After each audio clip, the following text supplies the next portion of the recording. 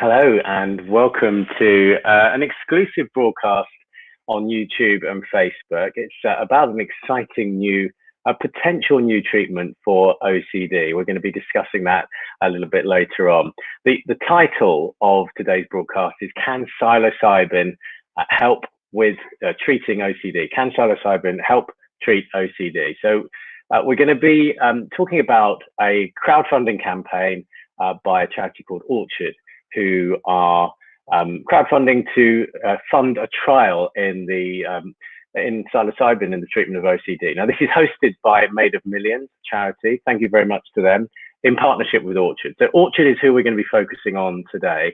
My son has OCD.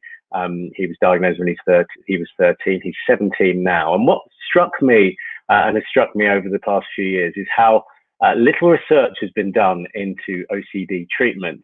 And how little it's changed over the years when you compare it to other illnesses and conditions, so for example, cancer or physical conditions, how treatment will have changed over the last 10 years in those areas, but not so much in OCD, well, not at all in OCD. So my son has CBT, and he also has a high level of antidepressants as his medication, so SSRIs, which is the sort of go-to treatment for OCD. So this trial is going to be trialing psilocybin, which is the active ingredient in magic mushrooms.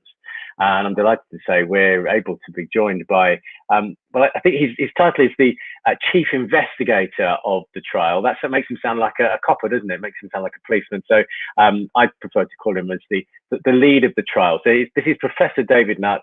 He's the director of the Neuropharmacology unit in brain sciences at Imperial College here in London, and hopefully we can get him to join us now. Good afternoon to you, David. John, good to see you. I don't know if you can hear me. Oh, we can just about hear you now. Can you hear me? We've just got you through now. Can we hear you? I can. Brilliant. Hear you. Excellent. How are you? I'm good, thank you. Looking forward to it. Great. Excellent. Good. So I've sort of very vaguely given the bare bones of what you're going to be doing. A meager skeleton. Can you put the meat on the bones, David? What is going to be happening in the research? Okay, so the plan is this. As you pointed out in your meager introduction, which was actually very good, OCD treatments have hardly progressed. I remember I started training as a psychiatrist in about 1979. And the first trials of an SSRI or a serotonergic antidepressant in OCD started then. And they showed some effect with clomipramine. But since then, we have not improved. We haven't been able to do any better than clomipramine, and that's 40 years. And the reasons for that are complex, and I won't go into them, unless people really want to. But we know that even on high doses, like your son is, people don't get cured. They get some improvement, some of the tensions taken out, some of the repetition maybe. We need to do different things. Now, in parallel over the last 40 years, there's been a development of behavior therapy, cognitive behavior therapy, which can be useful. But even the two together leave a very significant proportion of people with OCD still suffering. A couple of years ago, we did a trial of psilocybin magic mushroom juice in depression, and it had a powerful effect. It helped people who've been had resistant depression recover, become almost normal in some instances, just after a single administration. But perhaps more importantly, we discovered that what psilocybin was doing in the brain was disrupting the thinking circuits which keep people thinking the wrong thoughts in depression. So then we thought, well, maybe psilocybin would work in other disorders where people can't stop wrong thinking. And we actually found there was a paper published about 15 years ago from New Mexico, I think it was, and or Arizona, and they did a small trial of psilocybin in OCD for a different reason. They thought sort of chemically it would disrupt the process, but so they didn't know anything about brain scans and didn't know how psilocybin worked. So we knew that it was been trialed. They only did 6 people, I think, because they ran out of money, because it's very expensive to do this research with an illegal drug. But at least we knew it had been used and it did seem to work. So we thought, well, maybe it's time to bring it back and see if it will be useful. So, sorry, I'm just intrigued because everything you say, that sort of there are lots of questions in my mind. I mean, what is psilocybin though? I've said it's the active ingredient, magic mushrooms. Yeah. Before you go on, can you just explain what it is? Yeah, it's a small chemical. Many mushrooms. Well, all plants produce chemicals. I mean, some of them are very well known to us, like tobacco produces nicotine, like rotting fruit produces ethanol, alcohol. And just so happens that a whole range of mushrooms produce psilocybin. We don't know why they do it. Some people think they do it to deter other animals eating them. Some people think they do it because they want other animals to seek them out and eat them because they like the experience. But for whatever reason, these mushrooms make this stuff psilocybin. Now, psilocybin, they're called magic mushrooms because when people take them, they go to a kind of magical world. They often go into it's like going into sort of Christmas. There's lots of bright lights like you have on a Christmas tree. There's lots of fun. There's a sense of relaxation. Often people can have much more profound sort of transcendental experiences and they can see aspects of themselves they've been repressed or forgotten about. Sometimes they can have religious experiences. So it can produce very powerful alterations in consciousness. And we know how it does it. It does it through stimulating a particular receptor in the brain. So psilocybin works on one of the 15 different serotonin receptors in the brain, the serotonin 5-HT2A receptor. And that's a really, really interesting receptor because the most highly evolved parts of your brain are stuffed full of these receptors. We have more in the human brain than any other brain. Why is that? Well, I believe it's because these receptors are involved in your brain learning to do things and learning to do important, significant things. And they're normally, we believe, stimulated by serotonin, which is a natural neurotransmitter, a chemical mediator in the brain. But psilocybin stimulates it more powerfully than serotonin in general, and so can produce quite profound alterations in consciousness. And the analogy we use is that by disturbing the brain through these receptors, we can derail some of the thinking processes. Because in OCD, people get locked into repetitive thoughts. What kind of thoughts? They get locked into thoughts that they've harmed someone, or they get locked into thoughts that they're contaminated, or they get into habitual rituals. They have to count to 10 before they can cross a door or something. So these are ridiculous thoughts. People with OCD know it's wrong and know that they don't want them, don't want to have them, but they can't stop them. They're like habits. And habits are hard to break. But we think that psychedelics, psilocybin, can help break habits through disrupting the brain circuits which basically drive the habits. Just to point out to people watching, please do get your questions in. This is your chance to ask Professor David Nutt. He can answer any questions. I know I spoke to him yesterday and I posed a lot of questions to him and he answered every single one of them. So please get your questions in. I'll do my best to get to as many of them as I can. So just going to that point then. So with OCD, you might have a thought. I haven't got OCD, so I would think a ridiculous thought. I've let that thought go out of my head because I know it's ridiculous. But if I have OCD, it might go round and round in my head like a washing machine, and before I know it, it's bigger than even the original thought. And what you're doing, I suppose, is sort of stopping that loop and just saying, "Oh, hang on a minute, that's silly," and let the thought go. Where someone who hasn't got OCD was able to do that, someone with OCD can't, but with psilocybin maybe can. Exactly. And does that mean that they would be having psilocybin all their life then, or is this just for a one-off? Okay, great question.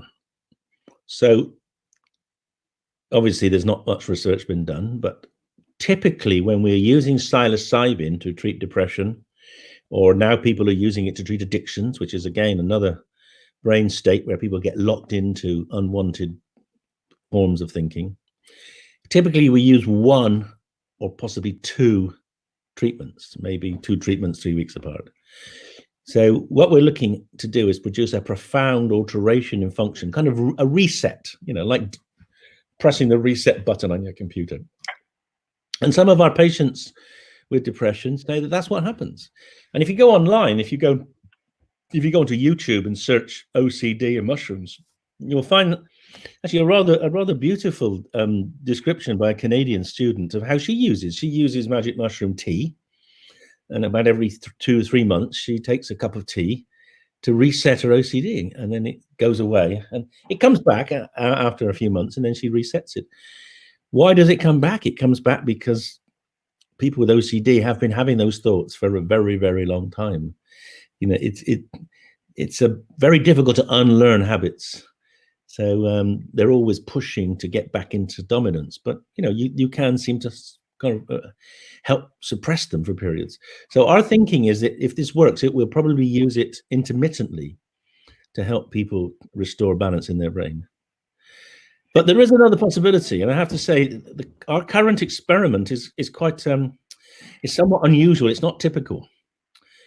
So typically, when we're treating addiction or treating depression, we give people quite a big dose, a 25 milligram dose, which is gives most people a 4 to 5 hour trip, and that is effective in those disorders. But when we started consulting with our OCD patients, it was very clear that they weren't very keen on having a very big trip. They were very worried about sort of losing control completely, which of course is what happens in a trip. So we've come to a compromise. They didn't want to do that, and you obviously have to respect their decision. So we're going to use not a big dose, but a middle-sized dose, a 10 milligram dose.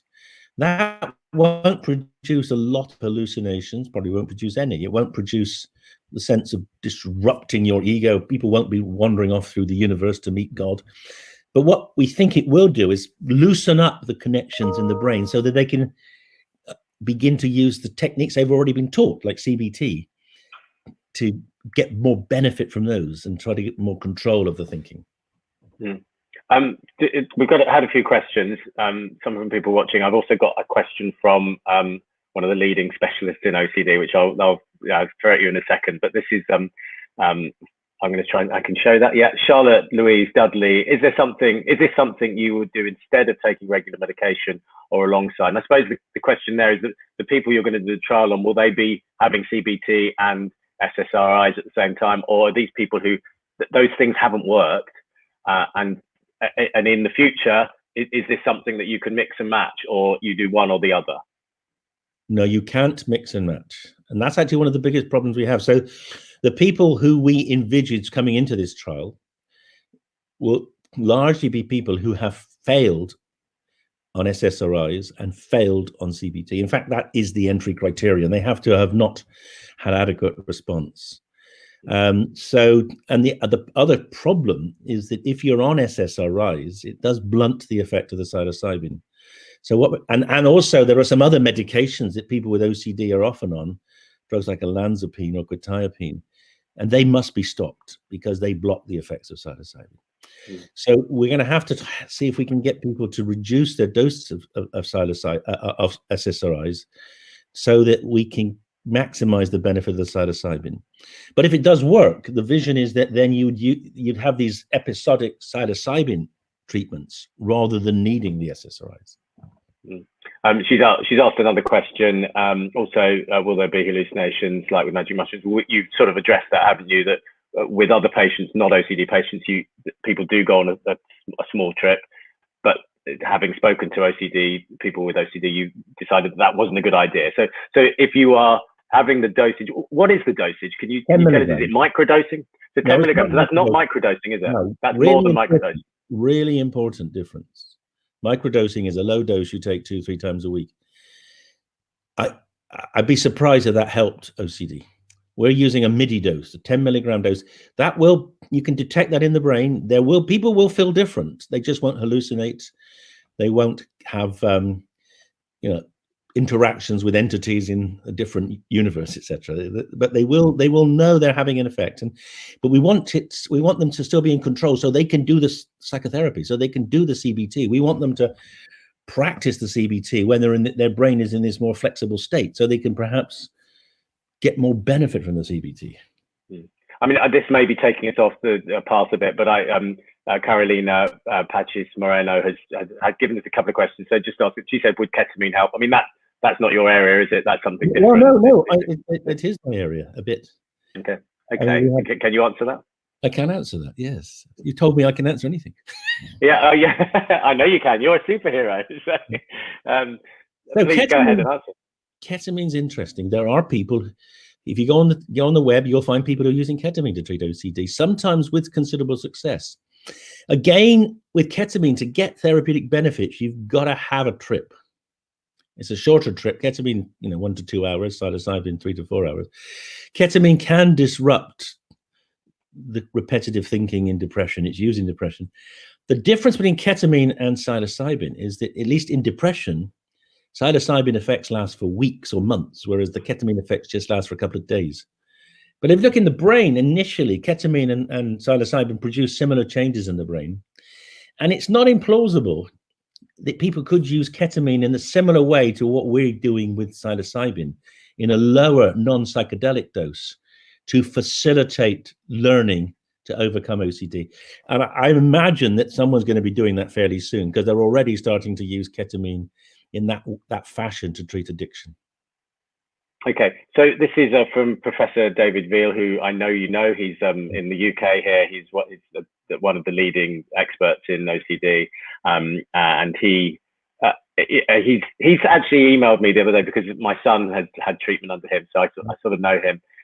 He emailed me quite a few questions, and they're fairly in depth. I just want to run one by you, which I think you've actually probably answered, but let me go for it. Normally in psychopharmacology and testing of new drugs, one uses the lowest possible dose.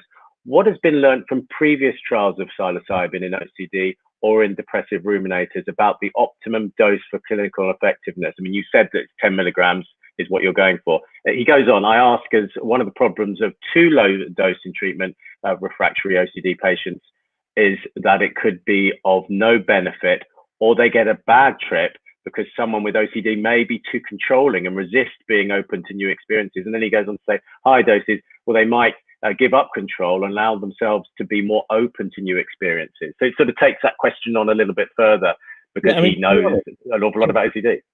Well, he's absolutely, he's a star. Let me be absolutely clear. I'm a psychopharmacology general psychiatrist, but I don't do and haven't done a lot of treatment in OCD. I'm working with experts like him and Nemi Feinberg, who are Britain's leading experts, to get the best guidance on this. But I'm obviously a pretty experienced psychopharmacologist, so that's why we actually make quite a good team. So he's absolutely right. Our original thinking was that if people would let go, as they do in depression, and we have to encourage depressed people to. It's a big challenge to take a trip of something you've never had before, and possibly go somewhere which will be very dark and unpleasant. But the depressed people have agreed to do it, and they've often been very anxious about doing it. But when they've done it, they've usually come back and said, "Wow, that was tough, but I'm glad I did it." So that was what we thought. We think that would be the best. But if, obviously, talking with people with OCD, you can't force people to have a trip. In fact, we know if you do force people to have trips, and the Americans and Russians have done that, it's really counterproductive. So we've talked with them, and they say, no, not at this stage. We don't want to have a trip, but let's see if we can get some benefit from a lower dose. What we know is that if in depression, the lower doses don't work, but that may be because we're not using them with therapy, whereas with OCD we are going to be having the therapy at the same time as the middle dose. So it's David Veal is right. It's not an optimal design, but it's the practical design, and it's certainly theoretically potentially useful. Well, I mean, that leads me on to my next question. So we know that the people who will be taking the psilocybin in the trial and potentially in the future for treatment won't be having SSRIs at the same time, but they will be having CBT. That's crucial, is it? And a therapist will play a role in the same way that they do with SSRIs. So the therapist will come with them to the treatment. We're not taking over the treatment. So let me explain. This is basically a single intervention. They get placebo and they get psilocybin, so we can look at if there is an effect. They get two treatments, one's placebo, one's psilocybin, with their therapist, and they go through the behavior therapy, the CBT, after each treatment, and we do some computerized tests as well as subjective measures, and we then look to see whether there's a difference following the psilocybin, a greater improvement than that following the placebo CBT. So a placebo will be used as well. So there's a placebo treatment and there's the active treatment. So that, and they won't know which is which, but they will get the same behavior exposure treatment during both, and then we will see whether they get more benefit. We predict they will get more benefit from that CBT under the influence of the psilocybin than they'll get under the placebo. Okay, that's interesting. So the idea is that, so with your OCD, if you have a particular fear, say for example it's cleanliness, yeah, that they would do some ERP, exposure response prevention, in their CBT, one with the placebo, having had the placebo, one having had the psilocybin, and the thought is that when they've had the psilocybin, that they will be able to push the boundaries in their exposure so much more. Exactly. That is what we hope will happen. Yes. And then, so how does that help going forward? So the idea then is that their exposure response therapy is so much more effective. Is it almost like for someone with OCD, you're opening a curtain and saying, this is what life would be like if you didn't have OCD? But is that then almost like dangling the carrot to say, here's a taste of what it's like, so it gives you motivation then to carry on with your ERP and make it more effective and have a life without OCD? Yeah, I mean, I suppose we would hope that if someone under psilocybin could go further in their response suppression, they would then have achieved something they've never achieved before, and they would then hopefully be confident in achieving it when they carry on doing the behavior therapy after the acute treatment. That's what we'd hope. Now, it might not. It might be that it's something that they have to have under psilocybin, but maybe if we're not giving a psychedelic dose, maybe one could have it once a week for an 8-week course of CBT, and maybe that would be perfectly safe. And maybe that would be the way forward. So this is quite, we don't know what the outcome will be, and we don't know how best to develop the outcome, but there are, several sort of possibilities. It may be that people say, 10 milligrams wasn't.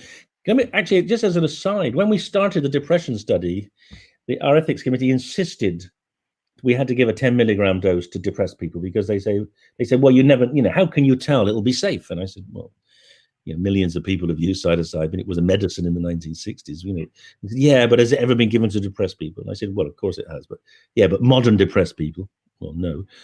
So they said, well, you've got to give a low dose to make sure depressed people aren't peculiarly sensitive. And so we did. We gave a 10 milligram dose, and one or two people had experiences. They found it useful. They did find it began to make them think differently. So I am relatively comfortable that the 10 milligram dose will have some value in helping people regulate their thinking. And is there an argument though that when you're doing ERP, if your anxiety levels are higher, it's going to be more effective?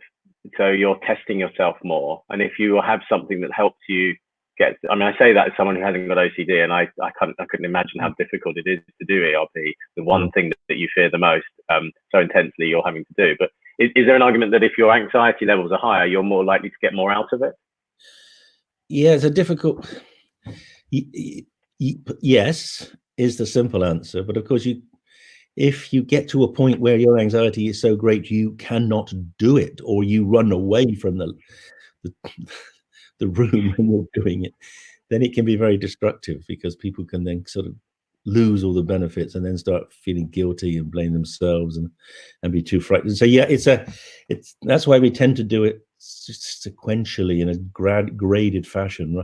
I mean, people used to do what's called flooding, and it's, yeah, and flooding's better if you can do it. If you can actually, if you've got a hand washing and you can sit in a room with your hands covered in poo for 4 or 5 hours to the fear dissipates. That may be the most efficient way of getting over it, but many people can't do that, and it's just too depressing and too stressful and unpleasant at all levels.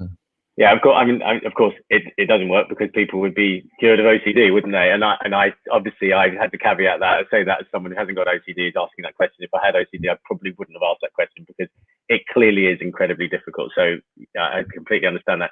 So a couple of questions. Ryan Khan has said, "Hi there. If psilocybin was taken every several months, how regularly would you adjunct CBT be used?" So I didn't read that very well, but did you got the gist of the question there? Yes, no, it's a great question. So what I think will happen is, let's hope this happens. So you take the psilocybin in our study, and you find the CBT helps, and then we can then get some money from maybe the National Health Service to see whether if you did that every month or every week over a course of treatment, you'd get better benefit. I suspect that the benefit will come bringing together the psilocybin and the CBT. And it is possible that a 10 milligram dose of psilocybin by itself could have benefits. It's possible. Maybe we would do that. Maybe at some point in the future, when we've certain that the two work together, we could then try to separate them and work out which is more important. But when you're talking about a condition like OCD, where people suffer for years and respond poorly to current treatments, I think we're always going to want to try to. The first thing we need to do is maximize the benefit for the patient. It's all about the patient. The theoretical possibilities need to be dealt with later. A couple of other questions. Well, actually, this is a statement. Susie Shaw, nice to see changes being made. Thank you, guys. So I mean, there will be plenty of support, and of course, if you manage to change the way OCD is treated it's about 40% of people where CBT and SSRIs don't work. If you can change the lives of just 50% of those people, you will be remembered as a great man in OCD treatment. So and people like Susie would be overjoyed, and then there will be only people like that. Another question, Prof. How high is the risk for HPPD in psilocybin? I imagine less than LSD. Can you explain what HPPD is? Is that the hallucination? I certainly can. So it stands for hallucinogen persisting perceptual disorder. Okay, so let's talk about that. I mean, the normal people would call it flashbacks. So there's a recognized phenomenon that after psychedelics, particularly with LSD, some people have flashbacks. They sort of see the images that they saw under the trip, or sometimes they just see. There are just alterations in their vision. During an LSD trip, people often have complex, interesting hallucinations, as well as the elemental hallucinations, like the Christmas tree decorations. And sometimes for a few days, sometimes longer than that, people can be looking at the TV and they can see these hallucinations come back. And that's called hallucinogen persisting perceptual disorder. And for some people, that is actually very distressing. I mean, it's... in the end, I think a lot of people, and I certainly get contacted probably about once a month by someone saying, "I've got this, can you help me?" And when I've, over the years, talked to many of these people, what it is they're usually worried that the psychedelic has changed their brain.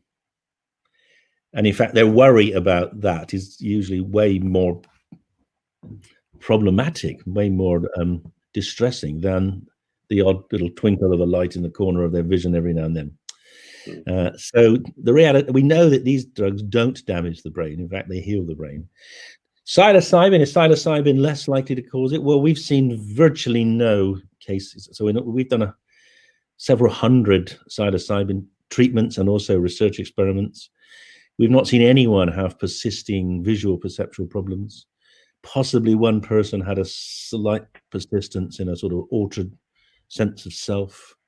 But that was someone in depression, and that can happen in depression anyway. So, and did that continue, or was that just a one-off? Or well, no. I mean, it lasted for a few weeks, and but it's gone now. So the reality is that this disorder is a lot of people are very worried about it, and people who are anti-psychedelics are very point out that it can happen.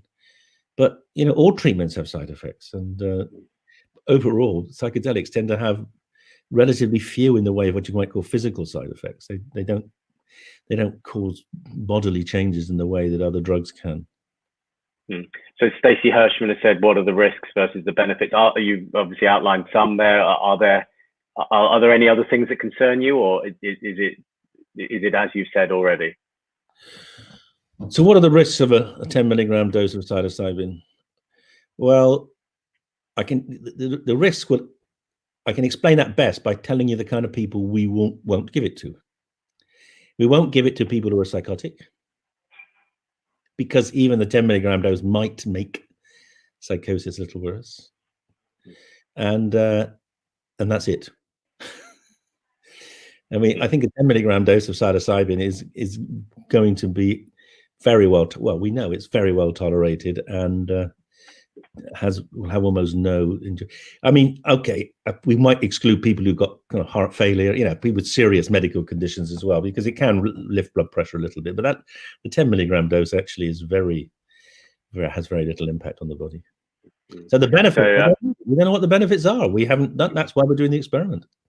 And you alluded to the fact that the study in Arizona or New Mexico, there are suggestions that it does have an effect on OCD. Yeah. And this is a thing that I mentioned right at the beginning. I don't understand. I mean, I think that study was in 2006. If this was another condition or another disease or another illness, that would have been researched to death, wouldn't it? But it just doesn't happen in mental health. Sean, is not that. It's if it was another drug. Oh, I see. Because psilocybin is controversial. It's because there are many people, including most governments in the world, including the United Nations, which would rather that no one in the world ever mentioned psilocybin, because it's a bad drug and it was made illegal in 1971, and no one should ever use it because it's put in the UN convention. Psilocybin is put in Schedule 1 alongside crack cocaine, crystal meth. The absurdity of it, it's pathetic, isn't it?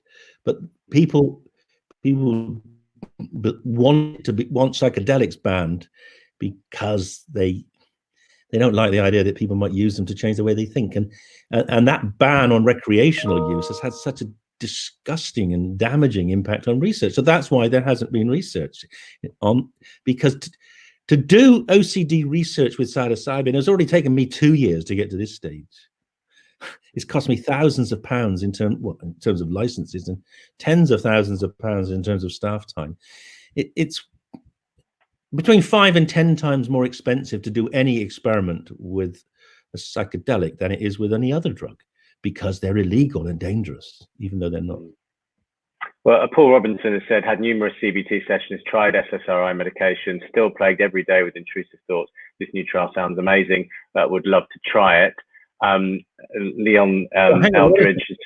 So let me just say something about that. If you're in the UK, you can write to me. It's possible. Then we could, well, let me be clear. The trial hasn't started yet. The trial won't start till we get the money and we get the ethics. But we can't get the ethics till we got the money. I think we're just about getting to the money. We will then hopefully get ethics. So maybe early next year we'll start the trial. So write to me. Send me an email, d.nutt@imperial.ac.uk, and I'll forward it to the lead clinician on the trial, and then we'll have your name down in case you can become a subject. You'll have to come to London. Can you say the email again, just so people, if they're scribbling it down, just repeat that? It's d.nutt, Nutt, that's my name, @imperial.ac.uk. Okay, and so hopefully your inbox will be full of emails of people who are really interested in helping or taking part. And actually, I was going to mention it later, but it's worth just pointing out that we were aiming for £50,000 to get this up and running, this trial up and running. We've reached that. The fundraising goes until we're crowdfunding until the 9th of June. So we still have a little bit of time.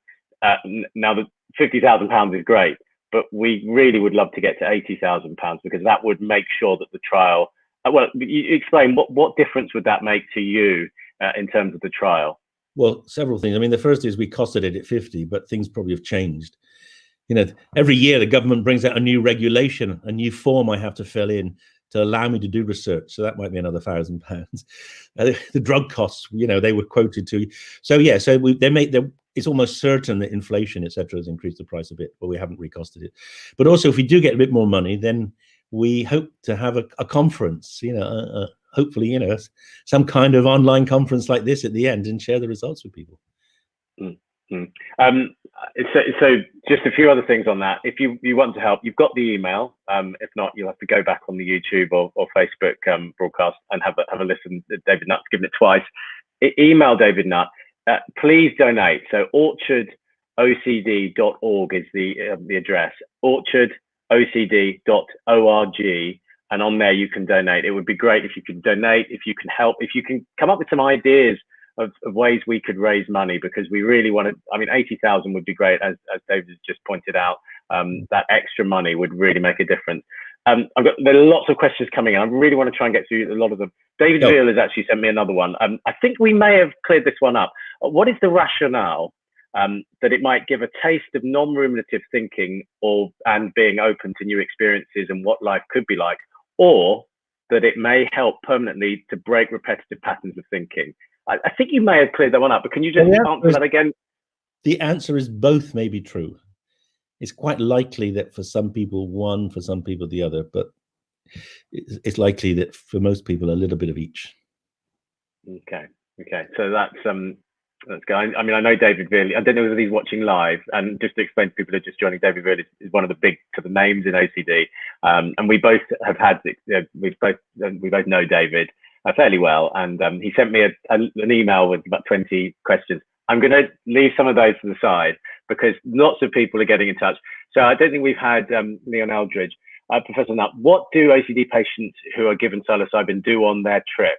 Are they mostly left to their own devices with help on hand or needed, if needed, or is it more of a psychiatrist-driven session? And I suppose, it'd be interesting to know, because so you said there's a placebo, there's also the actual psilocybin, there will be CBT during that time. Give us some more detail about what happens on the day. Well, there will be a therapist and who will be doing CBT. Their usual therapist, if possible. I mean, if we recruit from all over the country, that might be a bit tricky. But certainly, if recruiting from one or two of the sort of expert centres, then the usual therapist can come with them and then do the CBT therapy under placebo and under psilocybin, and then we can see if they get further and better under the psilocybin. Actually, on that, what exactly will the CBT entail? This is Rich Gilmore. Will everyone in the study have the same CBT therapist, or the type of session? Obviously, it has to be tailored. I mean, a lot of them will have the same therapist if they come from the sort of national centre that Dr. Feinberg runs. Then they will have certainly the same. But they, ideally, they will have their own therapist, because that makes the CBT much more acceptable generally. You don't have to. You don't want to just turn up to London and have me in there with the room with you. That would be quite painful. Okay, Susie Shaw, do you need any guinea pigs? I think you sort of talked about that, but what if someone wanted to be part of the trial? Well, is it just email you? Email me, and we'll stack it until we're ready to go, and then we'll get back in touch. Okay, and another question here: this is Ryan Khan. If psilocybin shows efficiency treating OCD as it has with depression, do you forecast difficulties proposing this drug to NICE, NHS England due to the stigmatization and criminalization of this compound? And just to point out, because I know we've got people watching from the USA and Australia, the NHS is our health service, and NICE is the organisation that allowed drugs or funding into investment to looking into drugs and new drugs. So NICE are key if this is to get off the ground once the trial is done. Is that fair to say? Oh, absolutely. Yeah. I mean, NICE, yes. So if it turns out that if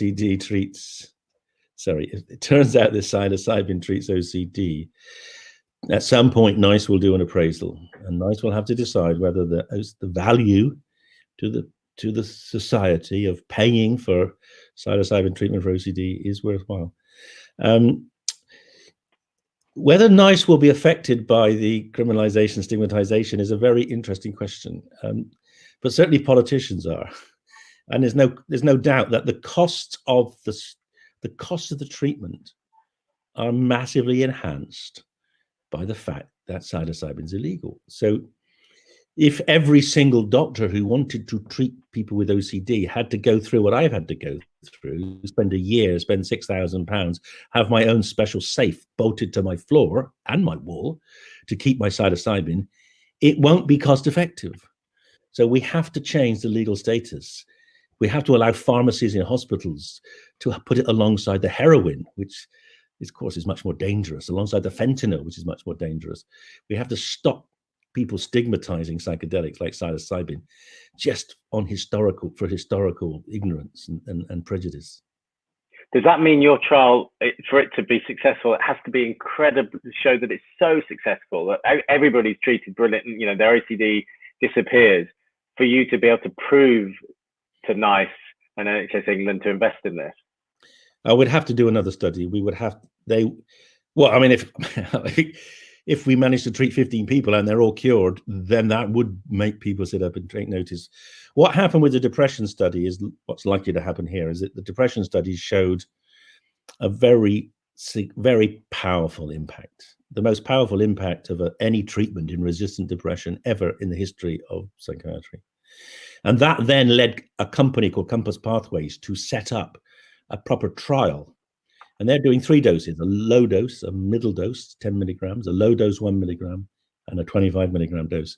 And that trial is going on at present in resistant depression. If that pans out, then they will present to NICE, and NICE will have to decide. So hopefully, if we get powerful impact in OCD, or even a good signal, then I think it's possible that Compass would want to then do the trials, or some other company would want to make the psilocybin and do the trials. But the costs are very inflated because of the illegal status. I just wanted to get through a few questions. I'm not sure if this is too specific, actually. Dr. Me Clever, OCD has attacked my ability to take medication in the past, although I finally did start to take sertraline.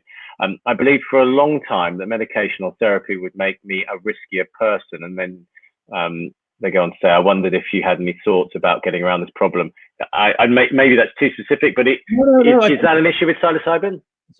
Well, I mean, I think it's an important point you're making, that so this patient, I suppose, is saying, you know, she's worried about medication, but we don't see psilocybin as medication because you don't take it every day. We see psilocybin as plus CBT or plus other forms of psychotherapy in the case of depression. We see the two working together, hand in hand. So we call this psychedelic enhanced psychotherapy. And the same would be true in OCD. With the psilocybin, we believe, will facilitate other forms of particularly behavioral therapy. So I'm going through more. Rich Gilmore, a follow-up question. If you don't have the same therapist using the same techniques approach, how will you tell how much of the improvement is down to the therapist's skill and how much was the drug? I mean, that's a fair question, although I suppose everybody's OCD is different. So you're going to have different things. But in terms of the therapist, what do you say to that? Well, these people who are coming to us have all been on their therapists and they have all not got fully better. So if there is a real improvement on the same therapist, we're going to put it down to the drug. And what the people who are coming, who are patients, are they? What sort of range of OCD do they have? Is it going to be people who are sort of mediocre or people who are severely affected by OCD? Well, we're initially pitching at people where everything else has really failed and who are still significantly disabled and looking for something else to help them. And what about I mean, because it's the first time, it's typically the case that when you're bringing in a new intervention, you're almost forced to go to the more difficult, more hard to treat patients, just because people say, well, there is a risk of a new treatment. You know, how do you know that psilocybin won't make OCD worse?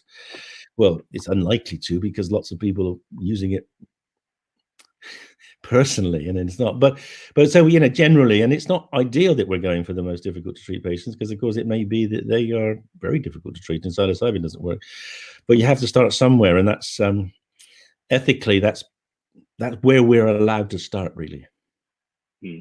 What do you hope to find? Is there a hypothesis that you're testing out that basically is that psilocybin will reduce the effects of OCD? Well, and facilitate and allow them to get further with their behavioral therapy. But also we're doing some other psychological tests, which tap into the cognitive processes that underpin OCD. So we may be able to show that psilocybin produces changes in the people's thinking that they don't know. They won't, they'll be at a sort of subconscious level, but we may be able to see that some of their cognitive biases are altered by the psilocybin in a way which we predict will be useful in OCD. So we're doing some quite sophisticated, sort of cutting edge assessments of thinking processes as well. And if the trial is a success, what needs to happen before psilocybin it would be available to a general OCD patient? Well, if the trial's a success, a number of things will happen. In Britain, what will have to happen is that a company, and that's really unfortunate, isn't it? A pharmaceutical company will have to do the trials to get a license to use it.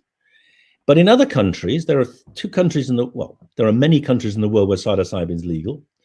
A lot of the Latin American countries, but there are two Western countries. One is the Netherlands, and one is some parts of America now, Denver, Oakland, and probably at this election coming up this year, Oregon. Oregon is they have on their ballot, alongside voting for a new president, they have on their ballot making magic mushrooms legal.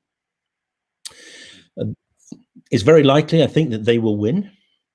And so if mushrooms become legal in Oregon, that will then allow doctors, therapists to use mushrooms, not psilocybin, but mushrooms. And that'll kind of fast track access, I think, for quite a lot of people who want to. There's no real benefit in using pure psilocybin, I don't think. Mushrooms are just as good. I mean, it's harder to get the dose right, but it's not that difficult. So the problem is in order to get a licensed medicine, you have to have a medicine, which is a pure chemical. Very hard to get mushrooms as a medicine. But if they become available legally, as they are in the Netherlands, then therapists can use them without them having a proper license. So in fact, these days, if people say to us they're desperate to get psilocybin therapy for whatever, and we can't give it, we should put them in contact with therapists in the Netherlands. There's a lot of therapy sessions with mushrooms going on there. And just a thought that actually, if the trial works, that it's a case of one dose and then you go for a period of time without having any doses, and it has an effect on your OCD. If you're thinking about getting around loopholes, I suppose, if it's difficult to do it in the UK and other countries, you can visit the Netherlands to have your dose and then spend the rest of the next 6 months having a really good life. And then when things get worse again, you can go back. It's what people do. I mean, in fact, we've seen that also with medical cannabis. I mean, there are some families relocate to the Netherlands to get medical cannabis for their children with severe epilepsy. Others just fly over once a month to pick up the prescription. Yeah, exactly. So a lot of people are going to the Netherlands. Mostly they're going for sort of experiential trips. They want to make sense of themselves, try to get insights, try to see what a psychedelic experience is like. But more and more are going for therapy.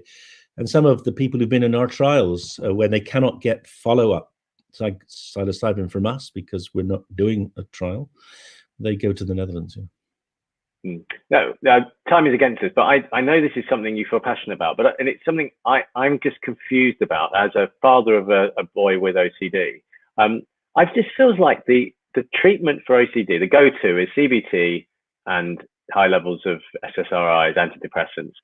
And that hasn't changed for such a long time. And then I looked into it and I realized that pharmaceutical companies just don't invest in largely mental health cures, but in OCD. I mean, it's just shocking, the lack of investment. I think there's one company in America, Biohaven, who are doing some research. But other than that, it's just not a sexy thing to invest in, is it? Why is that? Why is it so difficult? And how frustrating is that? Surely, given that 3% of every population have OCD and some will be seriously affected, there is a market out there. Yeah, and whenever I sit on an advisory board for pharma companies, and actually there's fewer and fewer of those now because most pharma companies have pulled out of the brain space, as they say. They say, what should we target? And I say OCD and addiction. They say, well, that's really difficult. I say, but it's really needed.